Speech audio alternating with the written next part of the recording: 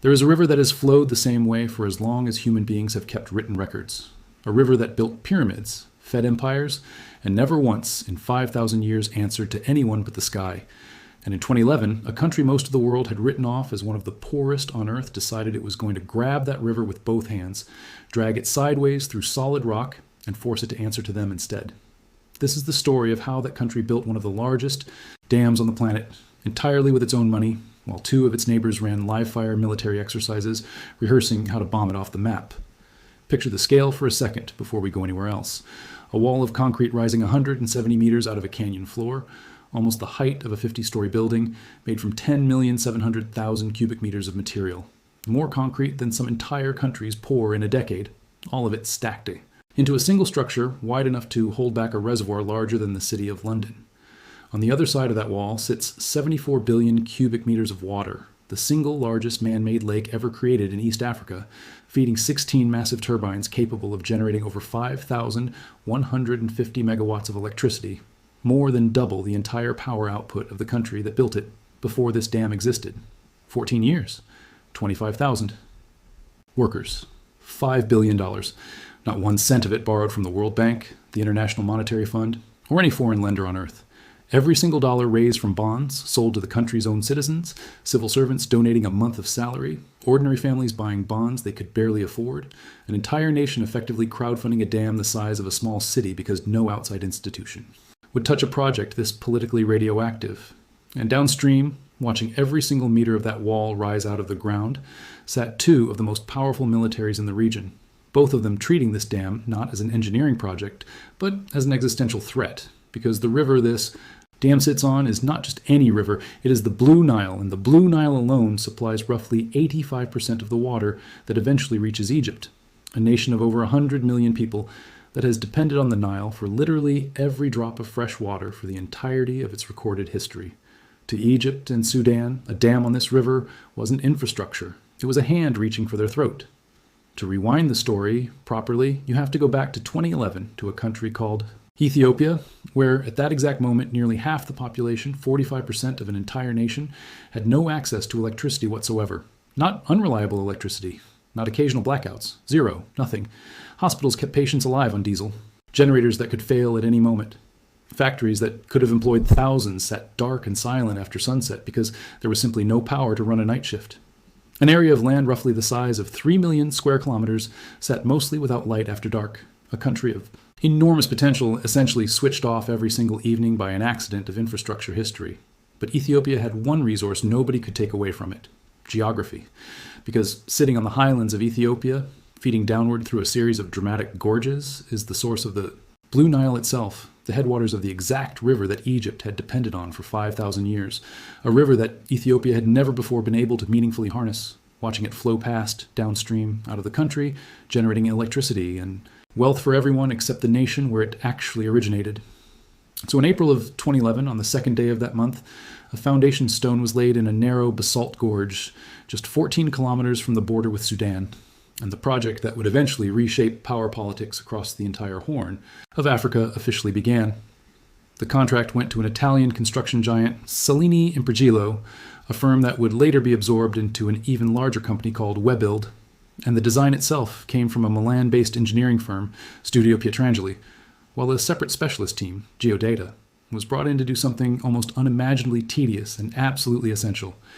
testing every single meter of the iron basalt rock beneath the proposed dam site, meter by meter, checking strength, checking permeability, making absolutely certain that the foundation this entire multi-billion-dollar structure would eventually rest on could actually hold the weight of history. Before a single liter of concrete could be poured, an entire city had to be built from nothing in the middle of this remote gorge.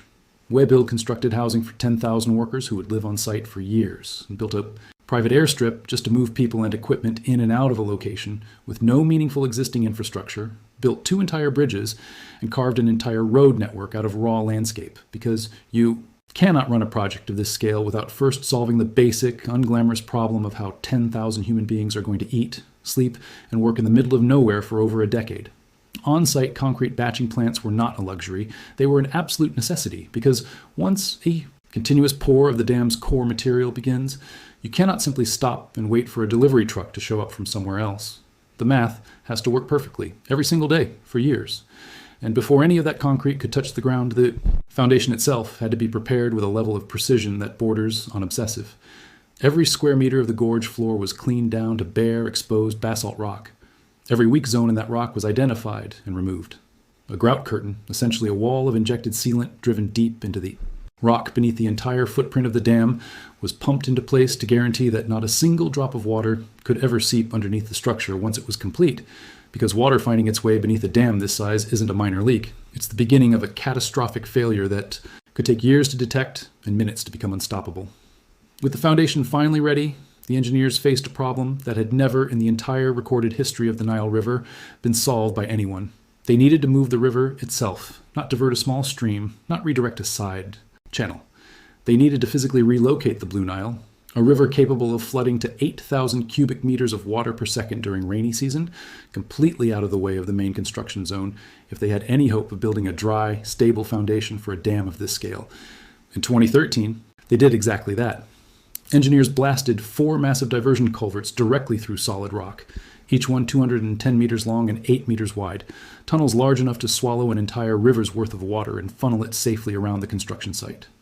Combined, those 4 culverts had a total discharge capacity of 14,700 cubic meters per second, more than enough to handle even the most extreme flood conditions the Blue Nile could throw at them. And for the first time in recorded human history, the main channel of the Blue Nile ran completely dry at this location. A river that had flowed, uninterrupted, since before the pyramids were built, simply stopped in its tracks, rerouted through tunnels blasted by human hands, while 10,000 workers moved directly into the now exposed riverbed and began treating the dry channel of one of the most storied rivers on the planet as nothing more than a construction floor. Rock core samples were extracted and tested for every single planned block location across that riverbed, checking strength, checking permeability, leaving absolutely nothing to chance because the engineers understood that this section of rock would eventually be asked to hold back tens of billions of cubic meters of water for centuries, and a single undetected weakness could someday become a catastrophic failure point. Those same 4 diversion culverts that had rerouted the river during construction were always meant to be temporary. Once the reservoir behind the dam began filling, they would be permanently plugged with solid concrete, sealed forever, leaving the river with no possible path except directly through the dam's own controlled outlets.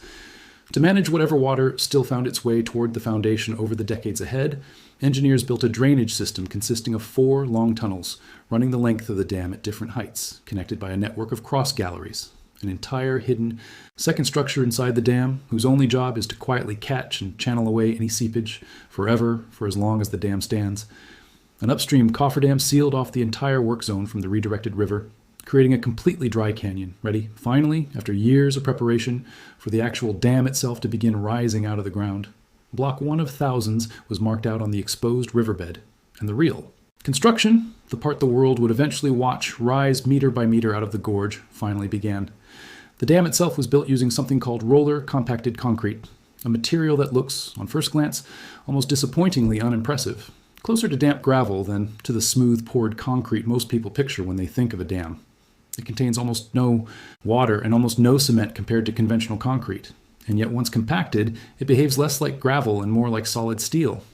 Each layer of this material was poured just 300 millimeters thick and compacted using heavy vibratory rollers before the next layer was placed directly on top, a process repeated over and over and over again, layer stacked upon layer, for years. Webuild's on-site engineering team actually had to develop their own custom formula for this concrete mix,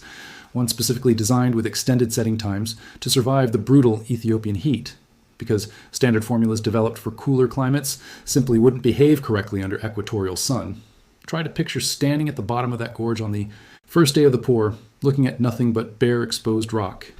And then imagine that same spot 10 years later, with a wall of concrete 170 meters tall, rising directly out of the ground where you once stood. If you look closely at the finished dam today, you can actually read its entire construction history in the horizontal lines, running across its face, each thin band representing roughly a week of continuous, relentless work. The upstream face of the dam, the side that would eventually hold back billions of cubic meters of water pressure, wasn't left as bare, roller-compacted concrete at all. It was clad in a separate layer of conventional concrete, denser and stronger, specifically engineered to act as the primary watertight barrier against the reservoir. As all of that concrete cured, it generated significant heat, and uncontrolled heat inside a mass of curing concrete this large can cause catastrophic internal cracking as the material expands and contracts unevenly. To prevent that, engineers embedded 31 separate thermocouples directly inside the dam body, sensors constantly monitoring the internal temperature, degree by degree, giving crews the ability to intervene before a hidden crack could ever form. At the absolute peak of construction, crews were placing roughly 100,000 cubic meters of this material every single month, around the clock, 7 days a week, an almost unimaginable pace of continuous industrial output sustained for years at a time. But the main wall wasn't the only structure being built. 5 kilometers away, an entirely separate dam was rising alongside it, a saddle dam 60 meters high and stretching 5 kilometers long, built not from concrete, but from compacted rockfill. This second structure exists purely to close off a low point in the natural rim of the reservoir basin, because without it, the water impounded by the main dam would simply find an alternate path around the primary wall and escape anyway, rendering the entire multi-billion-dollar main structure pointless. 2 separate dams, engineered and built as one unified project, together sealing an entire reservoir basin large enough to swallow a small nation's worth of landscape. Cut directly through the body of the main dam are 3 separate spillways, essentially emergency pressure, release valves designed to prevent the reservoir from ever overtopping the dam during an extreme flood event. Each spillway gate weighs hundreds of tons and is operated by massive hydraulic rams, and the tolerances involved are unforgiving because a single gate failure during an extreme flood could mean an uncontrolled release of water on a scale that could devastate everything downstream. On either bank of the river sit 2 separate powerhouses, 8 turbine units housed on the left bank and 8 more on the right, each one fed by enormous penstocks. Pressure pipes 9 meters wide, carrying water down from the reservoir through the body of the dam under immense pressure toward the turbines waiting below. The engineering behind those turbines was genuinely global in scope. GE Renewables supplied the 16 Francis turbines themselves, each one rated between 375 and 400 megawatts of generating capacity, while a separate Chinese firm, Chongqing Iron and Steel, supplied much of the electromechanical equipment required to actually harness that spinning turbine energy into usable electrical power. Components manufactured on different continents, shipped across oceans, and ultimately assembled by hand inside a remote gorge in the Ethiopian highlands. Turbine alignment inside that powerhouse had to be precise to hundredths of a millimeter, because get that alignment even slightly wrong and the resulting vibration wouldn't just reduce efficiency, it would physically destroy a multi-hundred-million-dollar turbine unit within weeks of operation. The powerhouse structure itself stands 40 meters tall, housing transformers, control rooms, and heavy crane bays required to install and eventually service turbines, weighing hundreds of tons apiece. Once generated, electricity from the dam is stepped up to 500 kilovolts directly at the site, then carried by overhead transmission lines to a switchyard downstream, a switchyard that connects not only into Ethiopia's own national grid, but also into export lines running toward Sudan, Kenya, and Djibouti, transforming a single dam in a remote gorge into a potential regional power hub capable of reshaping the entire economics of electricity across the Horn of Africa. By 2820, the main dam wall had already risen above its maximum designed flood level, meaning the hard structural work was, in essence, complete, a 170-meter wall of concrete. Standing where a river had once run freely, built from 10.7 million cubic meters of roller-compacted concrete, making it the single largest RCC gravity dam ever constructed anywhere on the African continent. Inside that wall, the drainage galleries kept doing their quiet, permanent work. 4 long tunnels connected by cross galleries continuously, monitoring and draining any seepage for as long as the structure stands, decade after decade, with no plan to ever stop. The 4 diversion culverts that had once carried the entire Blue Nile around the construction site were plugged permanently with concrete, sealed forever, leaving the river with no possible path except directly through the dam's own controlled outlets, 2 of which are capable of releasing up to 830 cubic meters of water per second to manage average annual downstream flow. And the upstream face of that dam now has to remain absolutely watertight against the pressure of 74 billion cubic meters of impounded water, not for a few years, not for a generation, but for centuries, an engineering standard that leaves essentially zero margin for long-term error. To make certain of that, over 100 separate instruments were embedded directly inside the dam body itself, continuously measuring movement, pressure, and temperature, every single reading streamed live to a central monitoring facility where engineers can detect a shift of even a single millimeter anywhere across the structure, instantly, permanently, for as long as the dam exists. The Saddle Dam's concrete face, that 60-meter-high, 5-kilometer-long companion structure, forms one continuous impermeable surface, and at its base sits a filter and drain layer specifically designed to catch any seepage working its way through the rockfill before it can become a problem, one more redundant layer of safety stacked on top of dozens of others, because a project of this scale simply cannot afford a single point of failure anywhere along its length. Together, the main wall and the Saddle Dam now hold back 74 billion cubic meters of water, the single largest reservoir ever created anywhere in East Africa, an inland sea that did not exist a generation ago and now dominates satellite imagery of the region. The crest of the main dam itself now functions as a road, physically connecting the two banks of the gorge for the first time in the entire history of human habitation in that region, a river crossing that simply did not exist before this project began. Egypt did not watch any of this unfold quietly. As construction progressed year after year, Egyptian officials repeatedly warned that any significant reduction in Nile flow reaching their territory could threaten the water security of an entire nation. And at various points, that concern escalated well beyond diplomatic statements. Egypt conducted a series of military exercises named Nile Eagles, drills explicitly built around scenarios involving strikes on the dam site itself, a level of open military posturing rarely seen aimed at a piece of civilian infrastructure still under active construction. Sudan, caught geographically and politically between the two larger powers, shifted its own position multiple times over the years, at moments aligning more closely with Egyptian concerns are be allowed to fill. And what guarantees, if any, Ethiopia would offer regarding water flow during periods of drought? Ethiopia, for its part, filled the reservoir in stages regardless, treating the dam's completion as a matter of national sovereignty and economic survival, rather than something to be indefinitely delayed by negotiations that showed little sign of ever reaching a mutually satisfying conclusion. And on September 9th, 2025, after 14 years of construction, diplomatic standoffs, military posturing, and an entire nation quite literally pooling its own money to build something no outside institution would finance, Africa's largest dam officially opened. The Ethiopian leader who stood at the podium that day offered a line that seemed almost deliberately engineered, to diffuse 14 years of regional tension in a single sentence, stating plainly that this dam was not built to harm Egypt, but built to light up Ethiopian homes. Whether that framing fully satisfies the governments and populations downstream remains, even now, an open and unresolved question, one that will likely play out across years of continued negotiation rather than a single triumphant opening ceremony. But inside Ethiopia itself, the transformation this project represents is difficult to overstate. A country where nearly half the population had zero access to electricity in 2011 now controls a single facility capable of generating more than 5,150 megawatts, more than double the nation's entire prior electricity output, combined before this dam existed at all. Hospitals that once relied entirely on unreliable diesel generators now sit within reach of a stable national grid. Factories that once went dark every evening now have the theoretical capacity to run around the clock. An entire generation of Ethiopian children may grow up never once experiencing the kind of routine total blackout that defined their parents' entire lives. 25,000 workers spent years of their lives inside a remote gorge, moving a river that had run the same course for thousands of years, pouring concrete under a punishing equatorial sun, embedding sensors that will still be transmitting data to engineers not yet born, building a structure engineered to stand for centuries after every single person who worked on it has passed away. $5 billion, raised almost entirely from ordinary citizens rather than foreign lenders, transformed into a 170-meter wall across one of the most politically significant rivers on the planet, built despite open threats of military strikes, built despite years of failed negotiations, built because a nation decided that the river, flowing past its own front door for 5,000 years, was finally going to work for the people who lived beside it. One river, $5 billion, 14 years,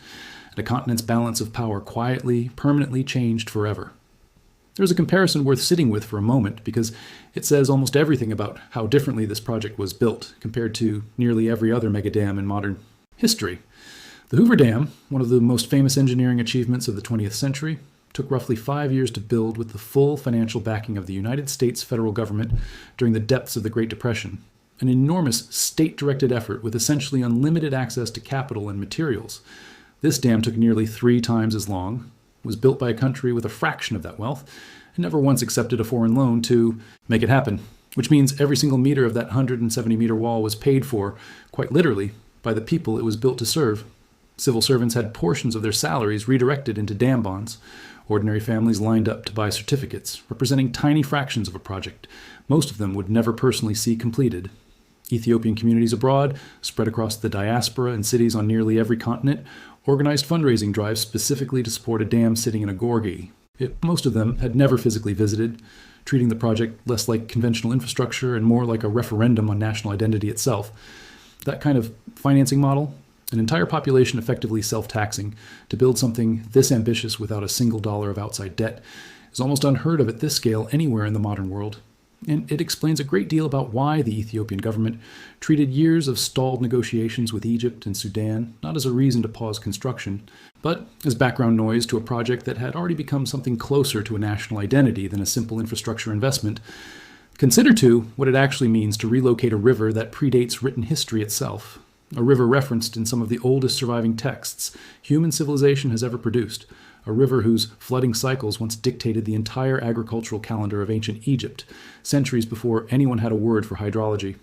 Engineers on this project did not simply dam that river in the traditional sense of building a wall and letting water back up behind it.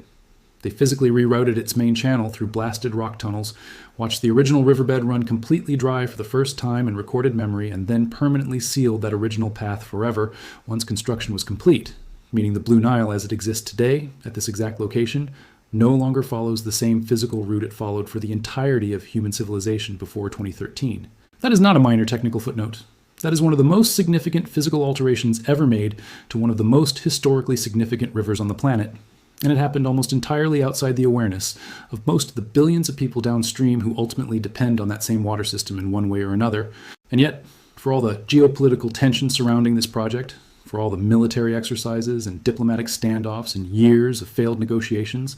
the day-to-day reality of what this dam actually changes is remarkably human in scale.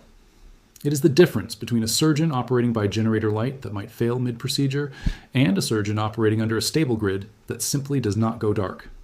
It is the difference between a small manufacturing business that can only run machinery for a handful of daylight hours and one that can finally justify hiring a night shift. It is the difference between children doing homework by candlelight in the evening and children doing homework under an actual working lamp, a distinction so basic that it barely registers as remarkable in most of the world, and yet represented an entirely different category of life for tens of millions of people before September of 2025. None of that erases the very real, very serious concerns held by hundreds of millions of people living downstream in Egypt and Sudan, nations whose entire relationship with fresh water has been built around a river system that this dam has now permanently altered. And the coming years will likely bring continued negotiation, continued monitoring, and continued political friction,